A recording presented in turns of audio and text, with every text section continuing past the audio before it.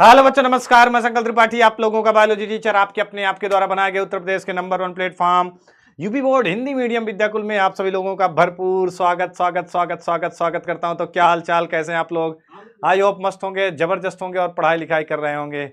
और शुरुआत करते हैं एकदम बेसिक से। जी हाँ प्यारे बच्चों, आपका यूपी बोर्ड बायोलॉजी या मैं कहूँ एनसीईआरटी आपकी जो बायोलॉजी है क्लास 12 की, उसकी शुरुआत करता हूँ एकदम बेसिक से। बेसिक से एकदम मजा आने वाला है। एकदम शुरुआत से पहले एनसीईआरटी की पहली लाइन से उठाऊंगा आपको और उस शिखर तक ले जाऊंगा जहां तक कि आपका पूरा सपना है, जहां तक कि आपके पूरे क्वेश्चन आ जाएं। ठीक है प्यारे बच्चों, एकदम बेसिक से। कुछ नहीं आता तो भी कोई बात नहीं, एनसीईआरटी की पहली लाइन से उठाने वाला हूं प्यारे बच्चों। और शुरू करेंगे पहली लाइन से और जाएंगे आखिरी तक। कहां जाएंगे? जाएंगे आखिरी तक। जब तक तोड़ेंगे नहीं तब तक छोड़ेंगे नहीं। शुरुआत करते हैं, दमदार आगाज करते हैं। एक बार यूपी बोर्ड बायोलॉजी वालों का फिर से स्वागत करता हूं, नए बच्चों का। और आज आगाज है उन नए नए नन्हे मुन्ने प्यारे प्यारे बच्चों को जो 12 में आए हैं। बहुत अच्छे पढ़ाए थे। हाँ, ओल्ड स्टूडेंट तो आए हैं बहुत सारे।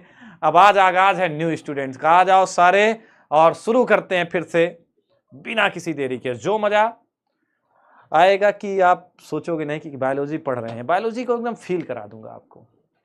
एकदम से क्या करेंगे प्यारे बच्चों, एकदम से फील करवा दूंगा आपको कि हाँ क्या होती है बायोलॉजी। आज की रात मजा बायोलॉजी का लीजिए, ठीक है? ओके, तो धनाधन एक बारी सभी लोग लाइक करेंगे और शेयर करेंगे। फिर शुरुआत करते हैं इस दमदार और जोरदार धमाकेदार शुरुआत की। आरंभ है प्रचंड बोले मस्तकों के झुंड, आज जंग की घड़ी की तुम दहाड़ दो, जंग की घड़ी की तुम दहाड़ दो। कौरवों की भीड़ हो या पांडवों का नीड़ हो, जो लड़ सका वही तो एक महान है। तो गाइस सभी लोग एक बारी लाइक करेंगे और शेयर करेंगे। ओल्ड स्टूडेंट न्यू को बता देंगे कि शुरू हो चुका है, हो चुका आगाज। रण का युग बदलने की तैयारी, जीत उसी की होगी जिसका संघर्ष जो अभी से कर देगा जारी। तो चलिए शुरू करते हैं बिना किसी देरी के। चल भाई, आते हैं पुष्प की सन। जैसे देखो बेटा, जैसे ही आप इस चैप्टर में एंट्री मारते हो, जैसे ही आप इस चैप्टर में एंट्री मारते हो, तो सबसे पहले आपके सामने एक चीज आती है। वो आती है पुष्प की संरचना, स्ट्रक्चर ऑफ फ्लावर, जो कि बहुत ही इंपॉर्टेंट है आपके लिए। बहुत सारे क्वेश्चन यहां से आते हैं। सारे प्रश्नों को मैं यहीं पे एकदम खत्म करके जाऊंगा, टेंशन मत लो बेटा। जीवों में जनन जो है वो ओल्ड एनसीईआरटी है, 2 साल पहले हट चुका है। पहला चैप्टर आपका शुरू होता है reproduction in flowering plant, Pushpi पादपों में लैंगिक जनन। क्या भाई? पहला चैप्टर है आपका। ले भाई दीपक, पहला चैप्टर क्या है?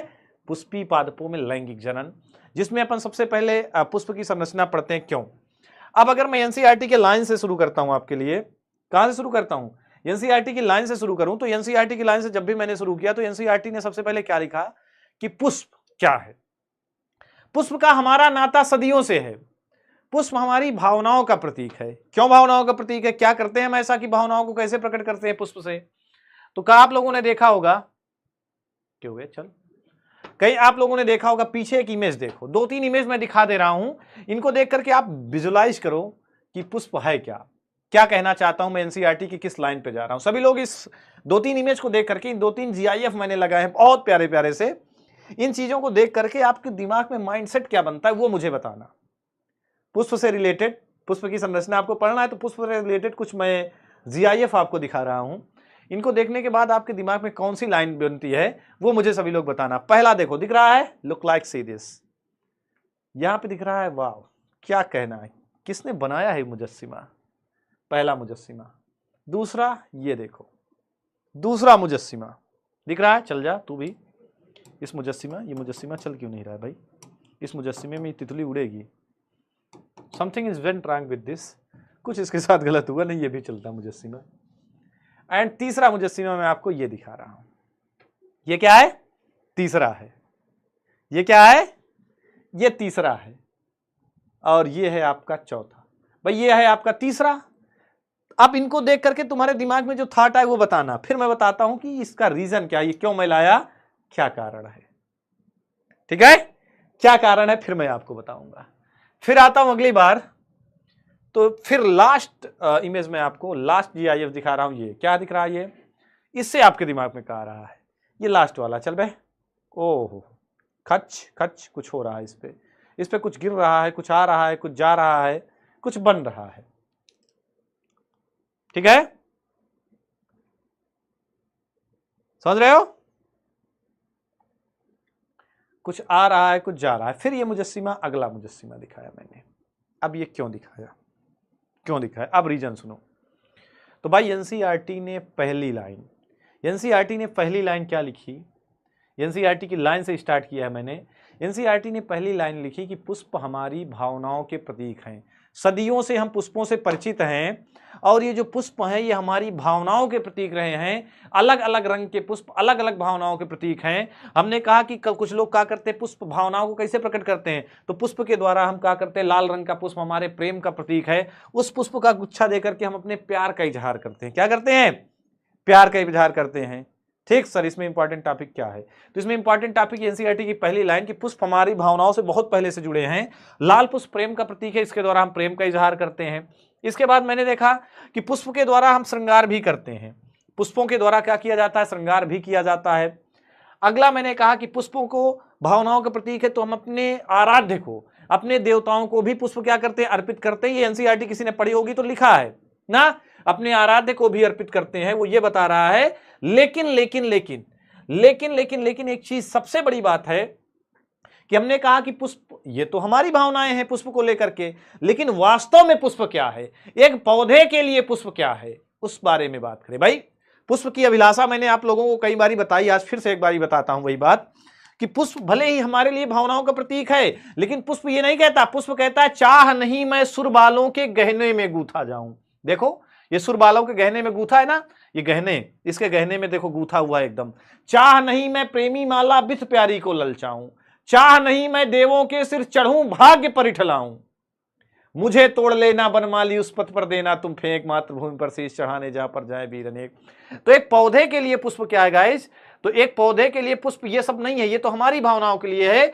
एक पौधे के लिए पुष्प क्या है का प्रतीक, एक पौधों के लिए पुष्प क्या है, जन्नांग है, जिसमें पॉलिनेशन होता है, यानी कि जनन अंग है, जिसके द्वारा, इसी के द्वारा क्या होता है, ये देखो यहाँ पे फल का निर्माण थोड़ा थोड़ा दिखाया गया है, बीज का निर्माण दिखाया गया, यानी परागकण होता है पुष्प के माध्यम से, परागकण होने के बाद फल और बीज का निर्माण होता है। यानी कि हमारे लिए पौधा जो है भले ही काहे का प्रतीक है, हमारी भावनाओं का प्रतीक है, लेकिन एक प्लांट के लिए पौधा क्या है, जनन अंग है। जैसे हमारे यहाँ ना होता है ना लैंगिक जन्नांग, नर जन्नांग, मादा जन्नांग ना, नर जन्नांग भी होता है, मादा जन्नांग भी होता है, तो वैसे पुष्प भी क्या है, जननांग है, पौधे का जनन अंग है, जिसके द्वारा पुष्प क्या करता है, फर्टिलाइजेशन होता है और इसी के द्वारा जनन होता है। पूरे मेल गैमेटोफाइट, फीमेल गैमेटोफाइट, नर युग्मक, मादा युग्मक या नर युग्मकोद्भिद, मादा युग्मकोद्भिद, सब कुछ एक पुष्प के अंदर ही बनते हैं। कहां बनते हैं, सब कुछ कहां बनते हैं, एक पुष्प के अंदर ही बनते हैं। तो इस इमेज को दिखाने के लिए, मेरा उद्देश्य इस इमेज को दिखाने के पीछे यह था कि आपके दिमाग में एनसीईआरटी थोड़ा बहुत छपे। क्लियर है भाई, कुछ समझ में आया, मेरी भावनाएं आपको समझ में आई, मेरी भावनाएं आपको समझ में आई। ये देखो, अबे पीछे जा रहा हूं क्या मैं, हाँ आगे ऐसे जाएगा। ये देखो यहां पे देखो तो एंथर है, यानी कि नर वाला भाग, ये मादा वाला भाग, इन सब के बारे में पढ़ेंगे, अभी नहीं समझ में आ रहा है कोई दिक्कत नहीं। ये नर वाला भाग, मादा वाला भाग कैसे क्या होता है, इन सारी चीजों को बहुत अच्छे से अपन देखेंगे। क्या करेंगे, बहुत अच्छे से अपन समझेंगे कौन सा नर वाला भाग होता है, कौन सा मादा वाला भाग होता है, कैसे फर्टिलाइजेशन होता है पुष्प में, किसका क्या कार्य है, पुष्प के कितने चक्र होते हैं, ये सारी चीजें। अगर इतना क्लियर होगा तो एक बार सभी लोग लाइक करेंगे और शेयर करते जाएंगे, कम से कम 500 पहुंचाओ, दमदार आगाज करो। इतना क्लियर है, छवि क्लियर हुई, दिमाग में बनी, ठीक है। सर नीट के लिए बुक बता दीजिए, बेटा नीट के लिए एनसीईआरटी से बेस्ट कुछ नहीं है, हो सके तो एनसीईआरटी के साथ एनसीईआरटी फिंगर टिप्स भी ले लो, बढ़िया है। डन गाइस, साफ साफ नहीं दिख रहा है, थोड़ा सा क्वालिटी बढ़ा लो। आइए समझते हैं पुष्प की संरचना, तो ध्यान से देखना। तो एक हमने कहा कि पुष्प क्या है पहले देना, तो एक विशेष प्रकार का रूपांतरित प्रारोह है। पुष्प काहे से बनता है, तो कलिका से बनता है। पुष्प काहे से बनता है, तो भाई कलिका हुई, बहुत खराब लिख रहा है ना, हुई कलिका,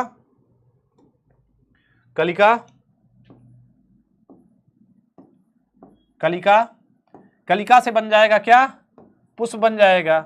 लेकिन क्या होता है, इसके पहले प्रारोह होता है, तना होता है, तने से कलिका, कलिका से पुष्प।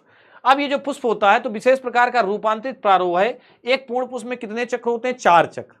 इन चक्रों की बात जरूरी है, ये 4 चक्र पूछे जाते हैं। कौन कौन से हैं, तो 4 चक्र। कौन कौन से 4 चक्र हैं, तो कौन कौन से 4 चक्र? तो पहला चक्र है बाह्य दलपुंज। क्या है? पहला चक्र है बाह्य दलपुंज। दूसरा चक्र क्या है? दूसरा चक्र है दलपुंज। अब ये दोनों जो चक्र है बेटा, पूछा जाता है यहां पे एक चीज और पूछा जाता है कि सहायक चक्र कौन से हैं। तो ये दोनों चक्र हैं, ये चक्र कैसे हैं? ये दोनों चक्र कैसे हैं? तो ये दोनों के दोनों चक्र क्या हैं? ये दोनों के दोनों चक्र कैसे हैं? सहायक हैं। क्या है भाई? इनको कह सकते हो सहायक चक्र। ये सहायता का काम करते हैं। तो बाह्य दलपुंज और दलपुंज ये सहायक चक्र होते हैं। तीसरा चक्र होता है पुमंग और चौथा चक्र होता है जायांग। चौथा चक्र क्या होता है? चौथा चक्र जायांग। अब पुमंग वाला नर जन्नांग होता है और मादा, और जायांग वाला मादा जन्नांग होता है ना। पुमंग वाला पुरुष, पू से पुमंग, पू से पुरुष, जा से जायांग, जायांग नाम ही दिख रहा है, मादा जन्नांग। तो ये दोनों जन्नांग हैं, इसलिए इनको बोलते हैं आवश्यक चक्र। इनको क्या बोलते हैं? इनको बोलते हैं आवश्यक चक्र या जनन चक्र। आवश्यक चक्र बोलो या तो इनको बोलो जनन चक्र, क्योंकि एक के अंदर नर युग्मक बनेगा, एक के अंदर मादा युग्मक बनेगा। टोटल ध्यान देना, प्रश्न कहां से आता है? पहला प्रश्न आएगा कि पुष्प में कितने चक्र होते हैं। ठीक है, तो आप बताओगे 4 चक्र हैं, कैलेक्स, कोलेरा, इंडोसियम, गॉनेसियम। बाह्य दलपुंज, दलपुंज, पुमंग और जायांग, 4 ठो चक्र हैं। लेकिन इन चारों में से क्या गाइस? इन चारों में से पूछा जाता है छांट के कि सहायक चक्र कौन सा है और हेल्पिंग रोल कौन सा है एंड रिप्रोडक्टिव रोल कौन सा है। तो रिप्रोडक्टिव या आवश्यक चक्र कौन है? पुमंग और जायांग। पुमंग वाला क्या है? पुरुष वाला पार्ट है ना, और ये क्या है? मादा वाला पार्ट है। ये नर वाला पार्ट होता है और ये मादा वाला। पुमंग के अंदर नर जन्नांग बनते हैं और जायांग के अंदर मादा जन्नांग बनते हैं। यानी कि इसके अंदर नर युग्मक बनता है पुमंग के अंदर, और जायांग के अंदर मादा युग्मक बनता है, इसलिए ये आवश्यक चक्र या जनन चक्र है। डन गाइस, आगे चलें, आगे चलें। अच्छा चलते हैं, चला जाए। चलिए आगे बढ़ते हैं, आगे बढ़ते हैं। नाम क्या है किसका? अब मैं आपको एक पुष्प की संरचना बनाता हूं। क्या बनाता हूं? अब बनाते हैं पुष्प की संरचना।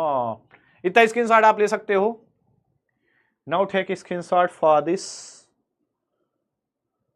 चलिए अब मैं बनाता हूं पुष्प की संरचना। एक खाली पेज लेता हूं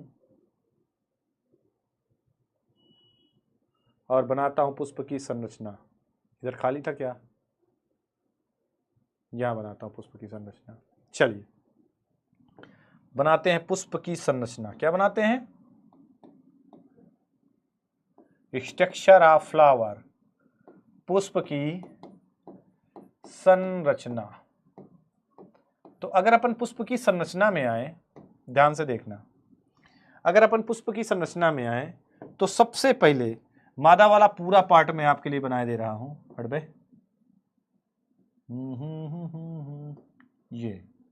ये ध्यान से देखना,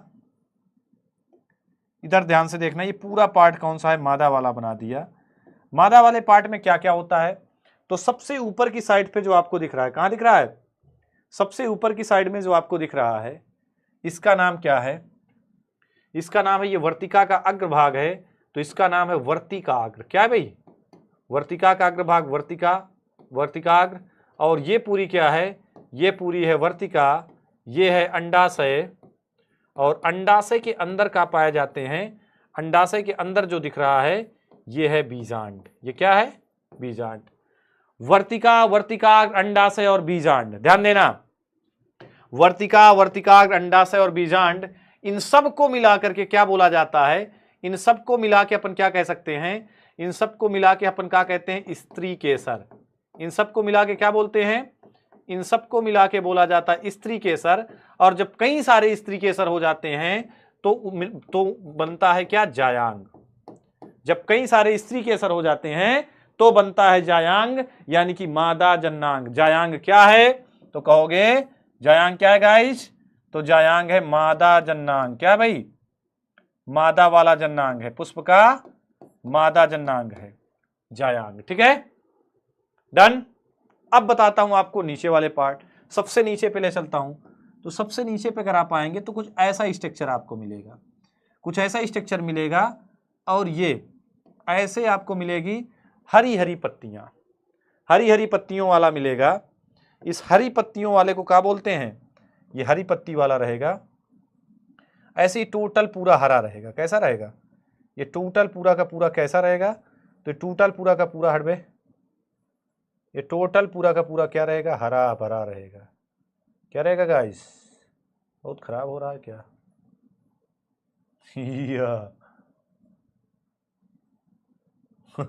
बहुत हरा कर दिया मैंने, ठीक है, समझ जाना तुम लोग। ये टोटल हरा भरा रहेगा। इस हरे भरे पार्ट को क्या बोलते हैं, इस हरे भरे पार्ट को बोलते हैं बाह्य दलपुंज। क्या बोलते हैं, इस हरे भरे पार्ट को बोलते हैं, जब कई सारा होता है तो क्या बोलते हैं, बाह्य दल पुंज। एक को तो बोलते से फल बाह्य दल, लेकिन भरे भरे तमाम सारे बाह्य दल पुंज। ये क्या करता है बाह्य दल पुंज, तो ये जो बाह्य दल पुंज होता है ये कलिका अवस्था में बहुत पूछा जाता है गाइज कि जो बाह्य दल पुंज है, क्या भाई ये जो बाह्य दल पुंज है ये काम क्या करता है, ये हमेशा हरा होता है, एवरग्रीन हमेशा हरा होता है। अब हरा भरा है तो काम क्या करता है, तो कलिका अवस्था में पुष्प की रक्षा करता है। ये जो बाह्य दल पुंज है, ये बाह्य दल पुंज जो है ये क्या करता है, इसका सबसे अच्छा काम है कि कलिका अवस्था में पुष्प की रक्षा करता है। कलिका अवस्था में पुष्प की रक्षा सबसे बड़ा काम है। क्यों, क्योंकि तुमने कभी भी देखा होगा जब कली होती है तो कली को ये बाह्य दलपुंज घेरे होता है, इसे बंद किए रहता है, चारों तरफ से क्या करा रहता है, बंद किए रहता है ना, चारों तरफ से इसे बंद किए रहता है, इसको घेरे रहता है कि भाई चल जा, चलो मैं तुम्हें बचा लूं ना, बचा लूं, ठीक है, तो ये बचाया रहता है। फिर बाह्य दलपुंज के बाद आप रंग बिरंगे तमाम सारे क्या देखोगे, ऐसे तमाम सारे बढ़िया रंग बिरंगे क्या देखोगे, दलपुंज देखोगे। बाह्य दलपुंज के बाद आपको बहुत सारे ऐसे बहुत सारे के सारे ऐसे रंग बिरंगे क्या मिलेंगे, रंग बिरंगे दलपुंज देखने को मिलेंगे। पुष्प में क्या मिलेंगे देखने को, तो ऐसे रंग बिरंगे मैं बना दे रहा हूं लाल लाल कलर के रंग बिरंगे क्या देखने को मिलेंगे, दलपुंज देखने को मिलेंगे। क्या देखने को मिलेंगे, ये सब के सब क्या है, दलपुंज, ये रंग बिरंगे हैं। तो रंग बिरंगे होने से क्या फायदा है, एक को बोलेंगे दल, एक को बोलते हैं दल, और सबको क्या बोलते हैं, दलपुंज। सबको क्या बोलते हैं, तो तमाम सारे दल हो गए तो दल का पुंज हो गया, दलपुंज। दलपुंज क्या करता है, तो दलपुंज हरा भरा होता है, रंग बिरंगा होता है। दलपुंज हरा भरा नहीं होता, दलपुंज रंग बिरंगा होता है। तो रंग बिरंगा होने की वजह से क्या करता है, तो दलपुंज रंग बिरंगा होने की वजह से क्या काम करता है, रंग है इसके पास, सुगंध है इसके पास, मकरंद है इसके पास। एक दो चीज नहीं है, तीन चीजें हैं। कितने चीजें हैं, तीन चीजें इसके पास है, रंग है इसके पास, सुगंध है इसके पास, मकरंद है इसके पास। अब जिसके पास सुगंध है, बढ़िया सेंटोन डाई है, बढ़िया महक रहा है, रंग बिरंगा है, मतलब रंग बिरंगा कपड़ा पहरे है, रंग भी है, सुगंध भी है, मकरंद भी है, तो लोग उसको देखकर अट्रैक्ट करेंगे, वाह को आए, अरे बाप रे ये तो बढ़िया का है, वाह का एक करेजा, जो गजब लग रहे थे तुम पियर का सूट में, कि क्या ही बताएं। जब से देखा, जब तुम आई थी मंदिर में का करने, दिया बारने आई थी, वो दिया तो कल ही बुझ गया, लेकिन हमरे दिल में धोखा देख के जो दिया जला वो आज भी भुभुका रहा है, मन ही नहीं लग रहा है। तोहरे चक्कर में हम 4 बार 12 फेल हो गए। तो कहने का मतलब है कि अट्रैक्शन ये क्या करता है, ये रंग बिरंगा जो दलपुंज है इसके पास सुगंध भी है, मकरंद भी है, रंग भी है, तो ये क्या करता है, अट्रैक्शन का काम करता है। क्यों अट्रैक्ट करता है, तो अट्रैक्ट इसलिए करता है क्योंकि पॉलिनेशन करवाना है, तो ये माध्यम को अट्रैक्ट करता है। ये जो दलपुंज होता है ये परागण के लिए क्या करता है बेटा, ये परागण के लिए क्या करता है, परागण के लिए कीटों को अट्रैक्ट करता है, या कह सकते हो माध्यम को अट्रैक्ट करता है, माध्यम को आकर्षित करता है। क्या करता है, परागण के लिए माध्यम को क्या करता है, आकर्षित करता है। रंग बिरंगा होने की वजह से, रंग बिरंगा होने की वजह से, रंग बिरंगा होने की वजह से, सुगंध होने की वजह से, मकरंद होने की वजह से माध्यम को अट्रैक्ट करता है। भंवरा है आएगा, पक्षी हैं, इसको देख करके पक्षी बढ़िया आसमान में उड़ता चला जा रहा है, लेकिन इसकी सुगंध को देखेगा, इसके रंग बिरंगे को देखकर रुकेगा, आएगा और एक पेड़ से दूसरे पेड़ में टहलेगा तो परागण हो जाएगा। भंवरा आएगा तो परागण हो जाएगा। मधुमक्खी मकरंद के लिए आएगी चूसने के लिए, खुशबू को देख करके मधुमक्खी अट्रैक्ट होगी और आएगी काप चूसने, मकरंद को चूसने के लिए। मकरंद जिससे शहद बनती है, मकरंद को चूस कर ही क्या करती है, मधुमक्खी शहद बनाती है, उसको चूसने आएगी तो परागकण उसमें लग जाएंगे और पॉलिनेशन हो जाएगा। तो दलपुंज हो गया, रंग बिरंगा है तो अट्रैक्ट करने का काम करता है। बाह्य दलपुंज कलिकावस्था में पुष्प की रक्षा करता है, बाद में ये क्या करेगा, प्रकाश संश्लेषण करेगा। हरा है तो प्रकाश संश्लेषण करेगा, तो क्या करेगा, प्रकाश संश्लेषण करके भोजन देगा। ठीक है, तो हमारा बाह्य दलपुंज हो गया, दलपुंज हो गया, जायांग हो गया। अभी एक ठो बाकी है, कौन सा, पुमंग वाले पे आता हूं। कहां आते हैं, तो अब आते हैं पुमंग पे। पुमंग में दो चीजें पाई जाती हैं, बस ध्यान देना। ये अब आ रही है गारी कमरिया केसरिया भाई मोरे हंटी की बारी। अब पुमंग की बारी। तो पुमंग में दो चीजें होती हैं बस। पुमंग में कितनी चीजें हैं, दो चीजें। एक ये है, एक डंठल है और एक डंठल के बाद क्या दिख रहा है आपको, पराग कोष दिख रहा होगा। एक डंठल दिख रहा होगा और डंठल के बाद क्या दिख रहा है, पराग कोष दिख रहा है। एक ठो डंठल दिख रहा है, डंठल के बाद पराग कोष दिख रहा है। इस डंठल का क्या नाम है, ध्यान से देखना। यह डंठल है जिसका नाम है पुतंतु। इस डंठल का क्या नाम है, अबे इस डंठल का नाम है पुतंतु। क्या नाम है, इस डंठल को बोलते हैं फिलामेंट यानी कि पुतंतु। और ये है पराग कोष। पराग कोष में क्या बनता है, तो पराग कोष में बनते हैं परागकण। क्या बनते हैं, पराग कोष में क्या बनते हैं, परागकण बनते हैं। तो अगर मैं यहां से इसको उठा लूं कि पुतंतु, क्या क्या उठाना है मुझे, पुतंतु प्लस पराग कोष।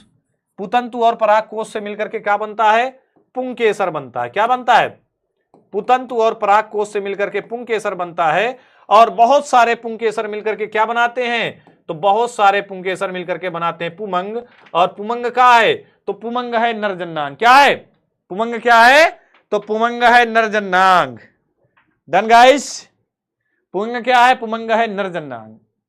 ध्यान देना, ये फिलामेंट, ये क्या है, फिलामेंट यानी कि पुतंतु। पुतंतु के ऊपर पराग कोष है।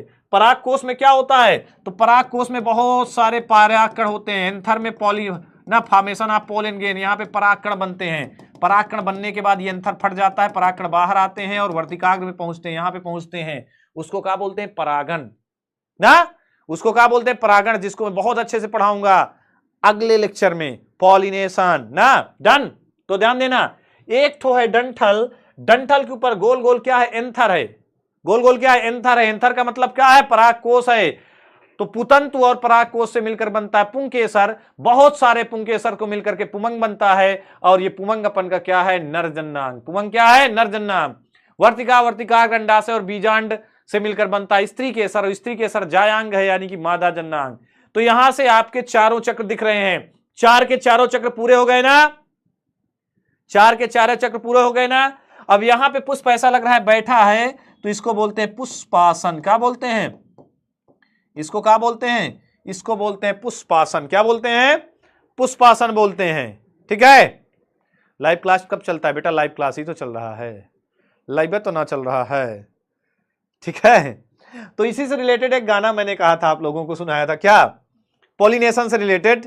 क्या गाना था वो, भोजपुरी, कि गुलाब जैसन खिलल बाड़ू तू भंवरा से मिलल बाड़ू, करत दिल के कतल बाड़ू के कर मेहनत के फल बाड़ू। गुलाब जैसन खिलल बाड़ू का मतलब क्या है, रंग बिरंगा, अट्रैक्ट करने वाला। तू भंवरा से मिलल बाड़ू। भंवरा क्या है, पॉलिनेशन एजेंट, मतलब परागण के लिए माध्यम है। भंवरा क्या करवाता है, परागण करवाता है ना। तो भंवरा से मिलल बाड़ू का मतलब है, इस गाने को मैं इस सिलेबस पे डाल रहा हूं, तो तू भंवरा से मिलल बाड़ू मतलब पॉलिनेशन एजेंट।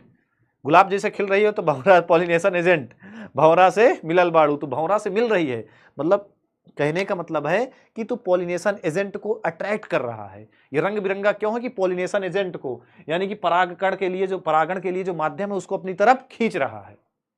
ठीक है, करत दिल के कतल बाड़ू, दिल के कतल मतलब परागण करवा रहा है। दिल के कतल करना मतलब परागण करवा रहा है। ठीक है, डन गाइस, चलिए now take a screenshot for this. और सभी लोग लाइक भी करेंगे, समझ में आया होगा तो लाइक करेंगे एक बारी, फिर मैं ले चलता हूं आपको आगे आगे। इतना डन है, इतना डन है, डन है ना? टेंशन मत लो, इन सबको एक एक अंगों को बहुत अच्छे से भी पढ़ेंगे आगे, बहुत अच्छे से एक एक स्ट्रक्चर को और अंदर अंदर ले चलूंगा, तो सब कुछ पढ़ाऊंगा। परेशान मत हो, झटपटाओ नहीं, टेंशन मत लो, डोंट टेंशन। चल भाई, अब तू गायब कर दूं सब, तो ओम सिम तिमाम तिमाम ना, स्क्रीनशॉट ले लो क्योंकि सब गायब होने वाला है। क्या ओहो,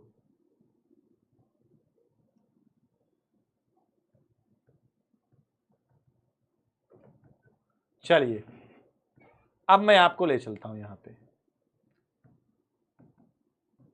चलिए, तो ये ऐसा भी चित्र आप बना सकते हैं। देखो जैसे मैंने एक चित्र आपको ये दिखाया, ये चित्र बनाया मैंने लगाया कि भाई ये हैं, ये सारे के सारे रंग बिरंगे दल हैं, तब तमाम सारे हो जाएंगे तो दल पुंज बोलेंगे, संयुक्त होते हैं ना। स्त्री के सर वर्तिका, वर्तिका अंडाशय ना, पराग कोश और पुतंतु, पुमंग पुंकेसर बनाता है, बहुत सारे पुंकेसर पुमंग बनाते हैं ना। बीजाड है, ये पुष्पासन है, पुष्प जिसके सहारे डाली से लगा होता है पुष्प वृत्त बोलते हैं।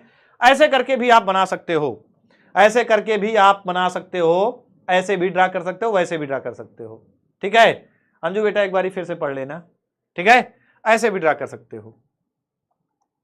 ओके गाइस, चलिए आगे बढ़ते हैं। चलिए अब मैं आता हूं बाह्य दलपुंज। तो हमने कहा बाह्य दलपुंज पुष्प का सबसे प्रथम चक्र है ना, सबसे प्रथम चक्र है। और यह कैसा होता है? यह हरा होता है। कैसा होता है? हरा होता है। क्या काम करता है? क्या काम करता है? तो कह दो कलिका अवस्था में पुष्प की रक्षा करता है। क्या काम करता है? यह हरा होता है, कलिका अवस्था में, कलिका अवस्था में पुष्प की रक्षा करता है। क्या करता है? कलिका अवस्था में पुष्प की क्या करता है? तो कलिका अवस्था में पुष्प की रक्षा करता है। सबसे पहले बाह्य दलपुंज। दूसरा है दलपुंज, यह दूसरा चक्र है। यह क्या होता है बेटा? यह रंग बिरंगा होता है, यह रंग बिरंगा, बढ़िया है ना रंग बिरंगा। यह रंग बिरंगा होता है, परागण के लिए कीटों को अट्रैक्ट करता है। क्या करता है? परागण के लिए, पॉलिनेशन के लिए ना, परागण के लिए माध्यम को, किसको बेटा? मीडियम को, माध्यम को आकर्षित करता है, आकर्षित करता, माध्यम को क्या करता है? तो माध्यम को आकर्षित करता है, परागण के लिए माध्यम को आकर्षित करता है। पढ़ाना भी हम लोगों ने, अभी तो पढ़ाना। आगे चलते हैं। पुष्प का तीसरा चक्र पुमंग। तो पुमंग का है तो लिखोगे यह कई सारे पुंकेसरों से मिलकर बना होता है, यह कई पुंकेसरों से मिलकर बना होता है, पुंकेसरों से, या कई पुंकेसरों से मिलकर बना होता है, या कई पुंकेसरों से मिलकर बना होता है। नर वाला भाग होता है, इसके अंदर नर युग्मक बनता है। फिर जायांग, या कई स्त्री केसरों से मिलकर बना होता है, या कई स्त्री केसरों से मिलकर बना होता है। कोई दिक्कत? स्त्री केसरों से मिलकर बना होता है, बना होता है। इतना क्लियर है? अब हमने कहा कि पुमंग और जायांग, क्या भाई? पुमंग और जायांग, एक नर वाला है, एक मादा वाला है, तो इनको बोलते हैं आवश्यक चक्र या जनन चक्र। इनको क्या बोलते हैं? आवश्यक या जनन चक्र, रिप्रोडक्टिव होल। और बाह्य दलपुंज और दलपुंज, ये दोनों के दोनों कैसे हैं? तो ये दोनों को दोनों है सहायक चक्र। चार चक्र हैं जिसमें दो सहायक हैं और दो वो वाले हैं, सहायक चक्र। कोई दिक्कत? Now take screenshot for this. किसी को कोई दिक्कत इसमें? बस इतने प्रश्न पूछे जाएंगे। आगे ले चलता हूं कहां से क्या प्रश्न पूछे जाएंगे। एक एक की बात भी बहुत अच्छे से करेंगे, बहुत अच्छे तरीके से एक एक के अंदर जाएंगे, उसको चीड़ फाड़ के भी देखेंगे। पहले ऊपर ऊपर इतना समझो कि चार चक्र है, बाह्य दलपुंज, दलपुंज, पुमंग और जायांग। बाह्य दलपुंज बाहर वाला है जो हरा होता है, कलिकावस्था में पुष्प की रक्षा करता है। दलपुंज रंग बिरंगा, सुगंधित और मकरंद वाला होता है, जो कीटों को या माध्यम को आकर्षित करता है परागण के लिए ना। तीसरा चक्र है पुमंग, जो कि कई सारे पुंकेसर से बना है। पुंकेसर के अंदर दो चीज है, परागकोश और पुतंतु।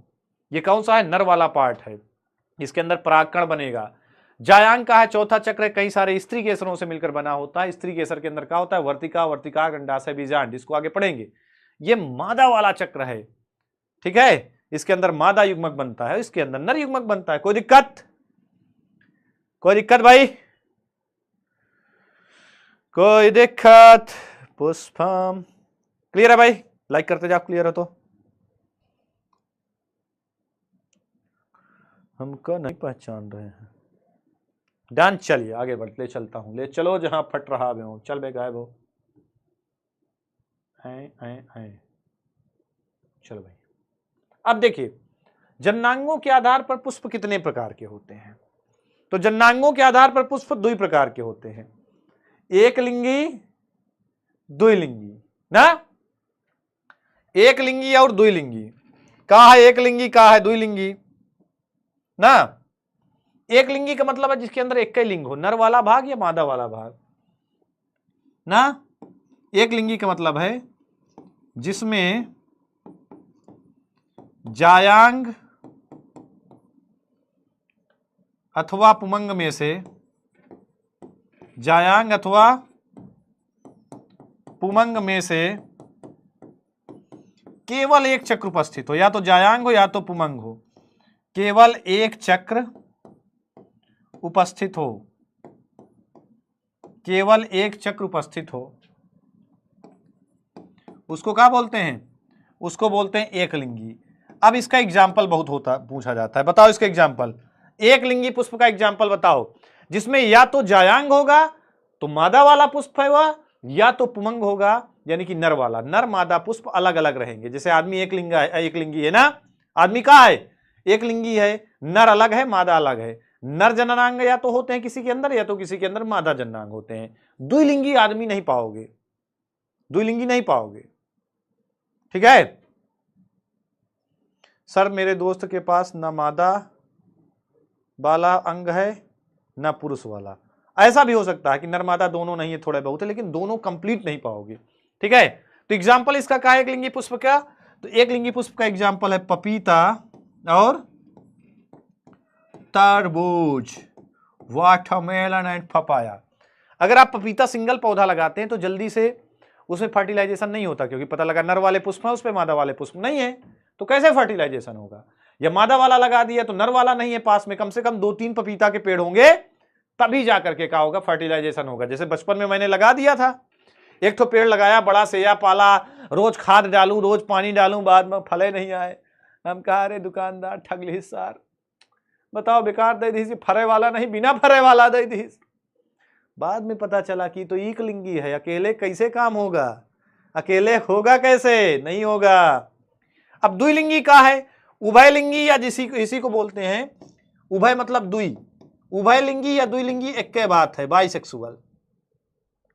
उभयलिंगी क्या है?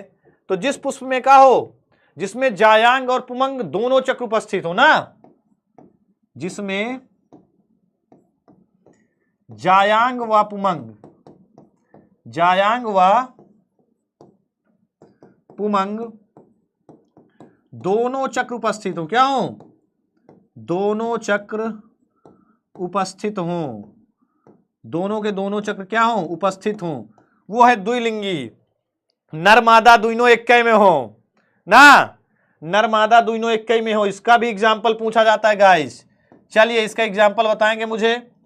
तो आप लोगों ने एक गाना सुना होगा कि फूल रही सरसों बरसों, फूल रही सरसों बरसों ना। तो सरसों और गुड़हल, सरसों हो गया और गुड़हल।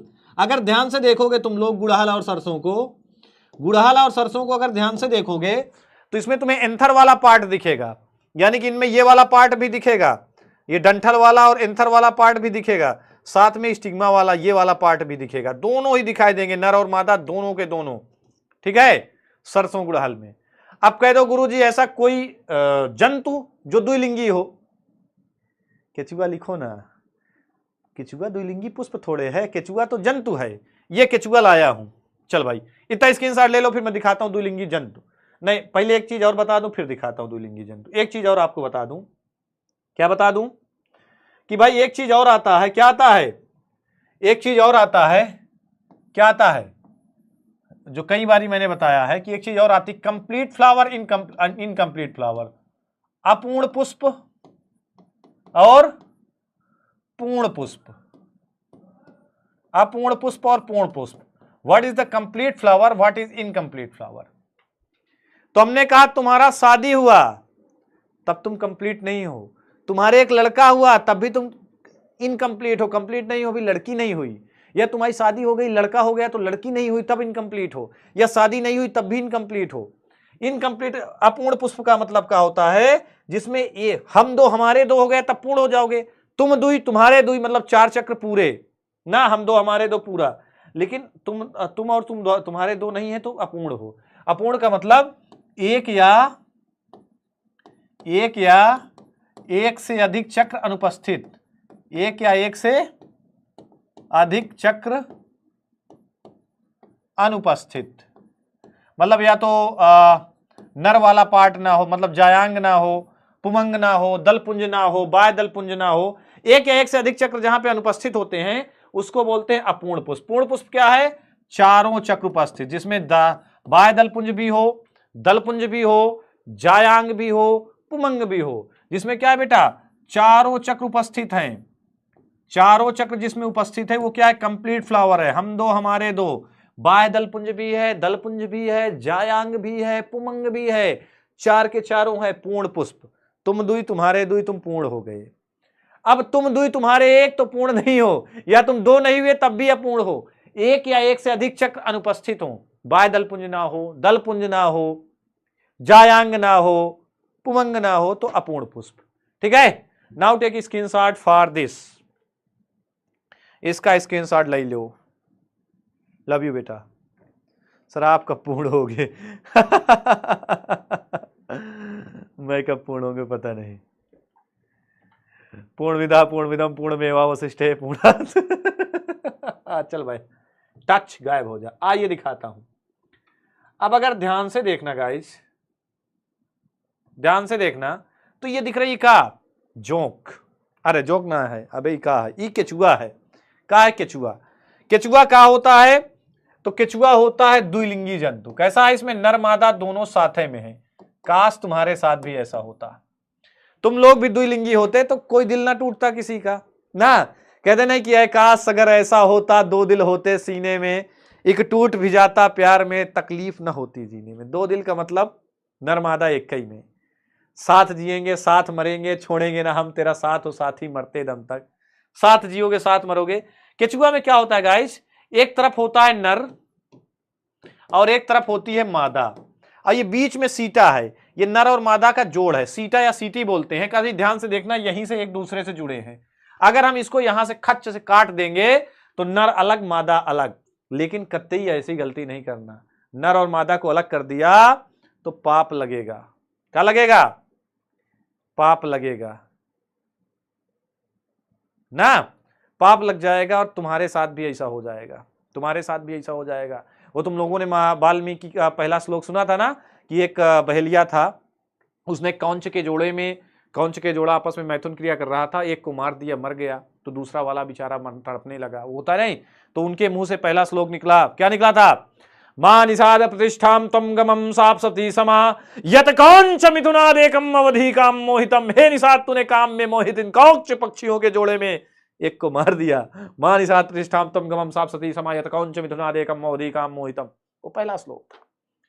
तो नर मादा कभी ध्यान से देखना, तो एक तरफ ऐसे केचुए ऐसे ठेलेगी, ये देखो ये चलने का प्रोसेस है, इधर से ठेल रही है तो इधर से ये आगे बढ़ेगा, ये होता है नर मादा। तो द्विलिंगी पुष्प में भी क्या होता है, नर और मादा दोनों उपस्थित होते हैं, यानी कि जायांग और पुमंग दोनों हैं। तो आसानी से क्या हो जाता है, सेल्फ पॉलिनेशन यानी कि स्वपरागण की प्रक्रिया हो जाती है ना। कौन सी प्रक्रिया हो जाती है, स्वपरागण का प्रोसेस जो होता है बहुत अच्छे से हो जाता है, बहुत अच्छे से पूरा हो जाता है। ओके, समझ में आया? समझ में आई? सारी इमेज तुम्हारे दिमाग में क्यों बिठा रहा हूं? क्योंकि तुम समझो क्या है एक लिंगी, क्या है द्विलिंगी। Done guys, well done. चलिए अब होता है पुंकेसर पे आता हूं। पुंकेसर क्या है गाइस? तो सब एक एक को पढ़ना पड़ेगा सबको, परेशान मत हो, ये ना सोचो कि हो गया गुरुजी। तो पुंकेसर में क्या है? तो पहले तो ये फिलामेंट है ना, ये पुतंतु है, ये फिलामेंट। और फिलामेंट के ऊपर ऐसे होता है परागकोश, दो पालियों में बटा हुआ परागकोश। ध्यान से देखना, इस पार्ट को बोलते हैं डंठल यानी कि पुतंतु। ये जो डंठल है पुतंतु है यानी कि फिलामेंट। फिलामेंट, ये जो फिलामेंट है, ऊपर क्या है? ऊपर है परागकोश जहां पे परागकण बनते हैं। परागकोश जहां पे क्या बनते हैं? परागकण, जिसको अंग्रेजी में बोलते हैं एंथर। अब परागकोश के अंदर क्या होता है? परागकण बनते हैं ऐसे ऐसे, फॉर्मेशन ऑफ पोलन ग्रेन। इसके अंदर क्या बनते हैं? इसके अंदर तमाम सारे क्या बनते हैं? तमाम सारे परागकण बन जाते हैं। जब तमाम सारे परागकण इसके अंदर बन जाते हैं, परिपक्व हो जाते हैं, तो ये परागकोश फट जाता है। क्या हो जाता है? फट जाता है और बाहर निकलते हैं परागकण और करवाते क्या है? परागण। ये तमाम सारे क्या बन गए गाइस? तो ये तमाम सारे परागकण बन गए, यानी कि क्या बन गए? Pollen grain. ये तमाम सारे क्या बन गए? तो ये तमाम सारे पोलन ग्रेन बन गए। अब इससे दो प्रश्न बहुत आते हैं। पहला पूछा जाता है कि परागकोश में, ये जो परागकोश है ये कितनी पाली का होता है? तो पाली इसमें कितनी है? दो। ध्यान दो, ये पहली पाली, ये दूसरी पाली, ये पहली पाली और दूसरी पाली। अब इसमें कितनी लघु बीजाणु धानियां पाई जाती हैं? पहला पूछा जाता है पाली और दूसरा पूछा जाता है कितनी लघु बीजाणु धानियां पाई जाती है। लघु बीजाणु क्या है? तो परागकण को ही लघु बीजाणु बोलते हैं। और लघु बीजाणु धानी का है जिसके अंदर परागकण बनता है। लघु बीजाणु धानियां कितनी पाई जाती हैं? आइए मैं लघु बीजाणु धानियां आपको समझा देता हूं कितनी पाई जाती हैं। चलिए इस परागकण को, यहां पे इस परागकोश को काटता हूं, काट के यहां लाता हूं, लघु बीजाणु धानियां बनाता हूं। ध्यान देना, तो ध्यान से अगर देखो तो ऐसे 1 2 3 4 फूल रही, ये इसको अगर मिलाकर यहां काट दूं तो ऐसे 4 लघु बीजाणु धानियां पाई जाएंगी। कितनी? 4 लघु बीजाणु धानियां। पहली लघु बीजाणु धानी, दूसरी, और ये तीसरी, और ये चौथी। तो लघु बीजाणु धानियां कितनी है बेटा? लघु बीजाणु धानियां कितनी पाई जाएंगी? 4। तो हमने कहा कि परागकोश के अंदर पाली है 2 और लघु बीजाणु धानी कितनी है? लघु बीजाणु धानी है 4। पाली है 2 और लघु बीजाणु धानी कितनी है? 4। हाँ, 10th में भी है ये, ठीक है। अब इसकी परतें पूछी जाती हैं। अब पूछी जाएगी कि लघु बीजाणु धानी की में परत कितनी है? क्या पूछा जाएगा? और क्या परागकोश में परत कितनी है? क्या पूछा जाएगा? परागकोश की परत भी पूछी जाएगी। परागकोश से बनने वाले सारे प्रश्न मैं बता दे रहा हूं। परागकोश की परत भी पूछी जाएगी कि कितनी परत है? तो 4 परतें होती। कितनी परत है? इसकी परत भी पूछी जाएगी। तो कितने परत बताओगे? 4 परत। अब सबसे इंपॉर्टेंट क्या है कि आंतरिक और बाह्य परत का नाम पूछा जाता है, काम पूछा जाता है।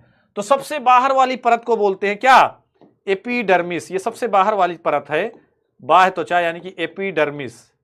और यानी कि सबसे बाहर वाली क्या है भाई?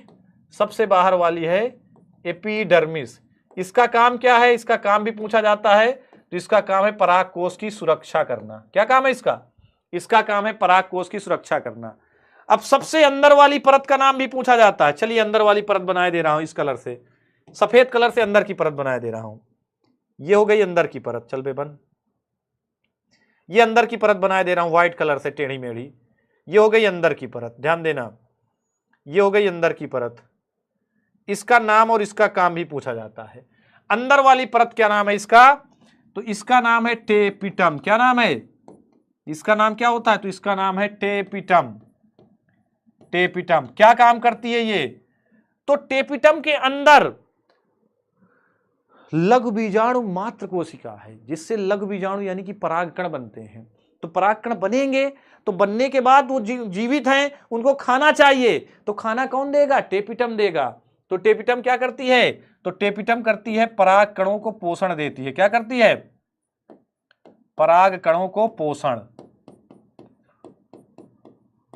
देना। ध्यान देना, तो हमने कहा कि परागकोश में परत कितनी है? 4। सबसे बाह्य परत है एपिडर्मिस, इसका काम है सुरक्षा करना, बाद में परागकण परिपक्व हो जाए तो बाहर निकालना। सबसे आंतरिक परत ये अंदर वाली परत है टेपिटम, इसका काम क्या है? परागकणों को पोषण देना। ठीक है, बीच में भी मध्य परतें होती हैं और यहाँ पे ये टिश्यू पाए जाते हैं स्पोरेंजियस वाले, जो आपस में इसको तोड़ने वाले, जोड़ने वाले बीम टाइप। ठीक है, ये तो now take screenshot for this, इतना स्क्रीनशॉट ले लेंगे। कहने का मतलब इसके अंदर क्या है? अब ध्यान देना, इसके अंदर है क्या? यहां पे क्या है गाइस? तो यहां पे लघु बीजाणु मात्र कोशिका है, जिसमें क्या होगा? जो क्या करेगी? तो लघु बीजाणु मात्र कोशिका क्या करेगी?